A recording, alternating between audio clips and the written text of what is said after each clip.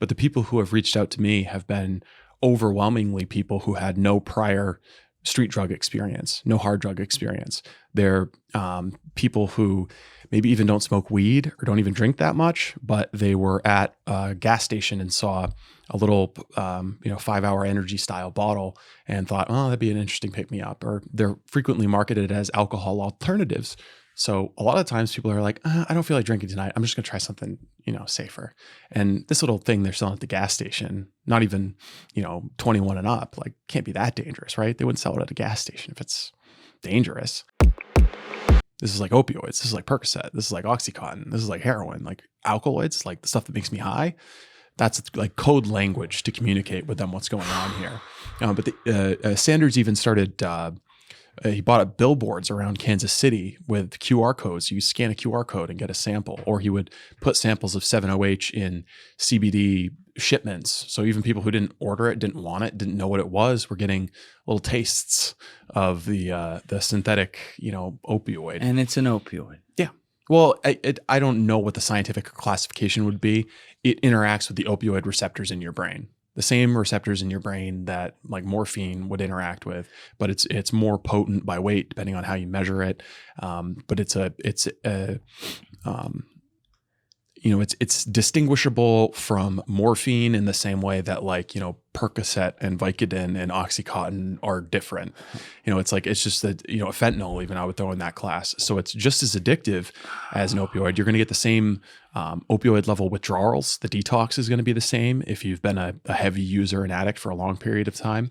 But just to be clear, 7-OH is perfectly legal. I think Florida might have recently banned it, and there are some states that have banned it. But yeah, it's not federally scheduled. Over the counter. Yeah, you can buy this at gas stations. Like I said, the convenience store my Uber driver passed on the way coming here had a product that contains this. You can buy it everywhere. Really, the trick is to get a tobacco license. Basically, if you get the tobacco license, then you can put up the signs, CBD, hemp, whatever, and that kind of signals to your potential customer.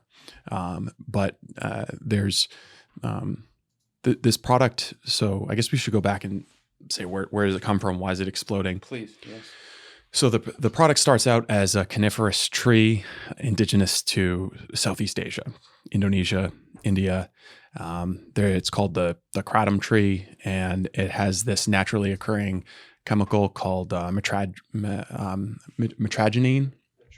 Some people pronounce it mitragynine speciosa is the name of the tree. Anyways, take these leaves, and it's just like the coca leaf, where the indigenous people have been chewing this stuff for a long time, and you get a little buzz like coffee or tea or something, nicotine. But if you make extracts of it, you can make it a little bit stronger. So like raw kratom leaf has been kicking around the United States for a long time. You can buy it online.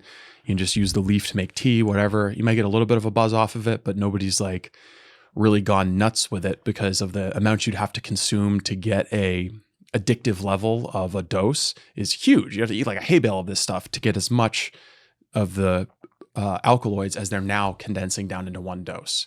So 7-OH is naturally occurring in kratom in only a very, very small amount. And it's also has to be the leaves as they decay, as oxidation occurs, 7-OH is created in the leaf. And then when your body metabolizes the leaves, you create a little bit of 7-OH in your liver. So that's how it was discovered. People said like, this plant, a lot of people kind of like this, kind of makes you feel good. Like, let's investigate this a little bit and see if we could turn this into a drug. And at some point in time, somebody did.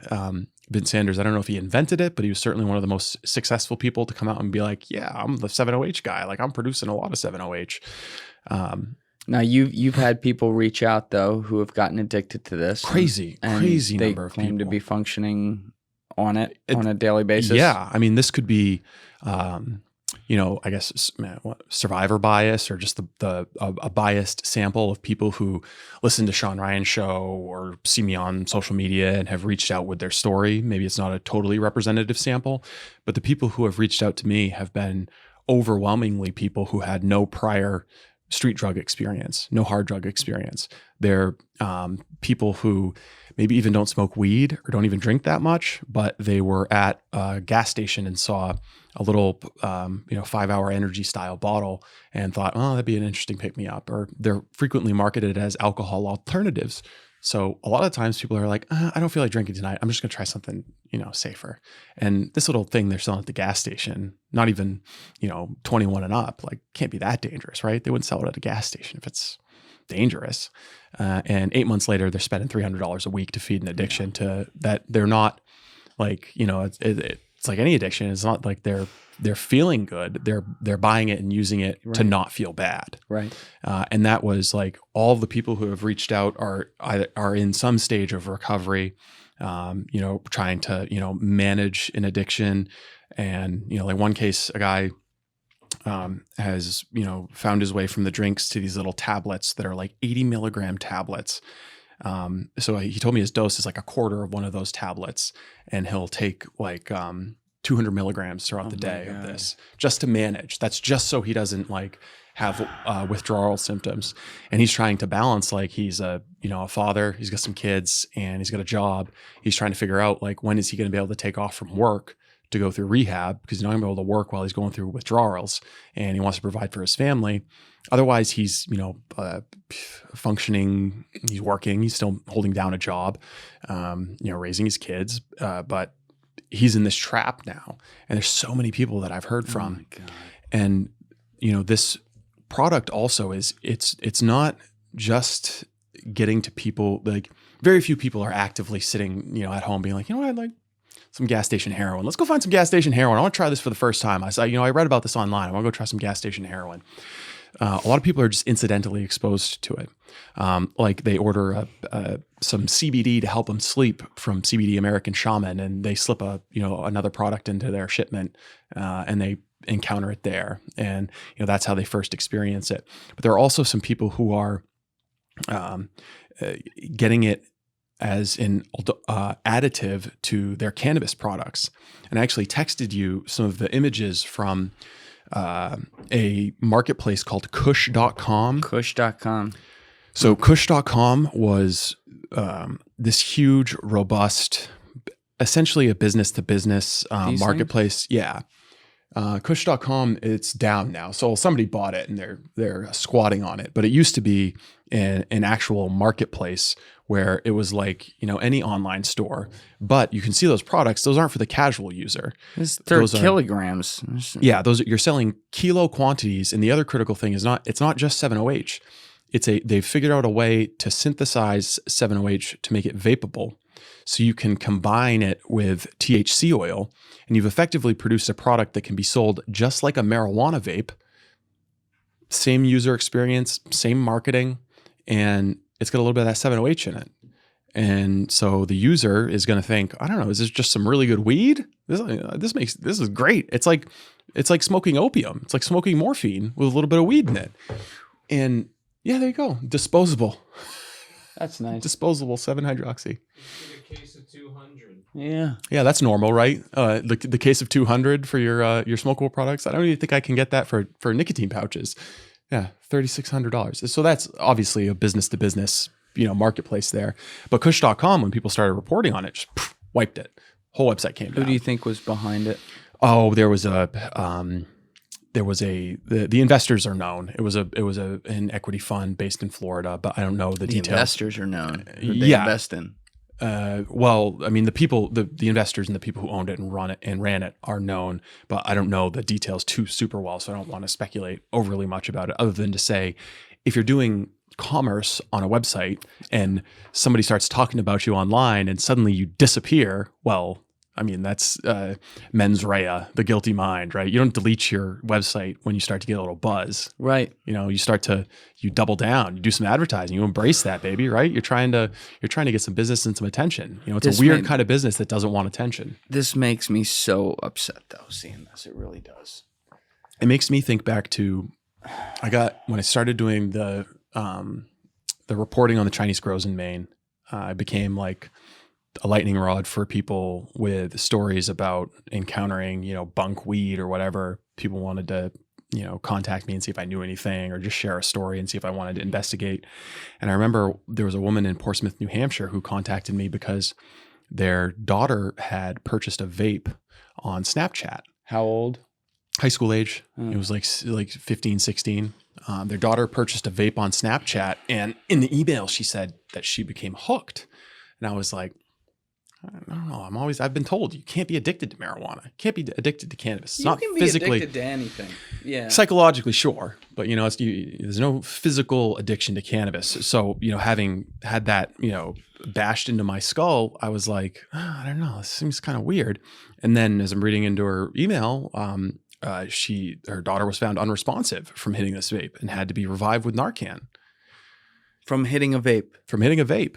And Narcan will work for a 7-OH overdose because all it does is block those little spots in your brain where an opioid is going to interact with you. So 7-OH will reverse, Narcan, the overdose drug, will reverse a 7-OH overdose just as well as it will fentanyl or a heroin overdose. But no one's ever going to ask questions about it. They're just going to assume that you're a fentanyl user because it's so free and broadly available. At least in Maine, it certainly is. And if you get revived by Narcan, everybody's just going to think that you overdosed on some prescription opioids or some fentanyl. And as much as you say, no, I swear I wasn't taking fentanyl. I just thought I just had this weed vape pen. Yeah, sure. Okay, druggie. No one's going to believe you and no one's going to investigate it very far. Yeah, I bought it on fucking Snapchat. Jesus. And they don't even have the tools to investigate it. It's not like they've got a kit sitting there where they can take this vape pen and put it in the Star Trek box and analyze instantly every chemical ingredient in it. No, they're not going to be able to do that. They're just going to assume that it was a fentanyl overdose and move on with their day. And I didn't really know what I was dealing with when that mom wrote to me. I didn't really have any answers for her. But now, in retrospect, I'm like, I wonder if that vape was 7-OH. I don't know right now. All I know is, she says passed out Narcan vape that was purchased on Snapchat. Could have been. She thought it was just cannabis. But I heard from another individual after we did Sean's podcast who reached out and had bought a vape product in Florida that he thought was intoxicating hemp or something, THCA. I don't know exactly what the branding was when it was sold to him, but he was at like a UFC fight in Massachusetts and he's like, they're ripping his vape. And next thing he knows, he's being revived. And that guy who's never touched like street opioids before being revived with Narcan after hitting a commercially available vape product that he bought in Florida. Yeah, I mean, like we were saying earlier, quacks like a duck, walks like a duck, fucks like a duck. It's a duck. We are, to state the obvious, very clearly in a reverse opium war. And it's not just one place doing it. I think it's a lot of different places around the world doing it and using our system and using people within our system, using Americans who just want to make money as a vehicle, a perfect Trojan horse. Yeah. To go through. Thank you guys for checking out this clip. If you haven't already subscribed, please subscribe and hit the like button on this video. It is a huge, huge help. And if you'd like to check out this clip's full podcast episode, that link is in the description below or right here. And finally, you can follow me on Instagram and X by using the links in my description below.